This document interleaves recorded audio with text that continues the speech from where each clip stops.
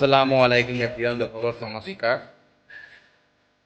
আমাৰ জুবিনটা এৰিত পোৱা কাম আধৰুৱা কাম গৰিমা বাইদেৱে পুৰা কৰিছে। এই চাক গৰিমা বাইদেৱে কৰিছে।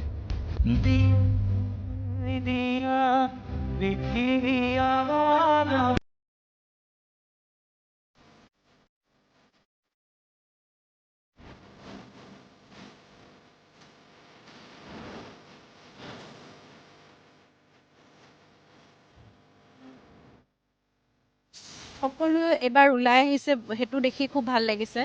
আৰু ইয়াৰ আগতে জুবিনৰ নেতৃত্বত আমি ওলাই গৈছিলোঁ আৰু সেয়া অনুপ্ৰেৰণা আছিল শ্ৰদ্ধাৰ জয়ন্ত হাজৰিকাদেৱ। গতিকে জুবিন তেনেদৰে ওলাই গৈছিল, তেওঁ বুজি পাইছিল যে যেনেদৰে জয়ন্ত হাজৰিকাই কৈছিল যে সদায় শিল্পী কলা কুশলীৰ স্বীকৃতি ৰাইজেই দিয়ে আৰু ৰাইজৰ দুৰ্যোগৰ সময়ত আমি সদায় তেওঁলোকৰ কাষলৈ থাকিব লাগে। জুবিনৰ আদৰ্শৰে আমি ওলাই আহিছোঁ তেওঁৰ আশীৰ্বাদ শিৰত লৈ। আৰু এইবাৰ দেখিছোঁ জুবিন সকলোতে শিপাইছে সকলোৰে প্ৰাণে প্ৰাণে জয়ন্ত হাজৰিকাদেৱ আৰু জুবিন শিপাই গৈছে সকলোৰে প্ৰাণত।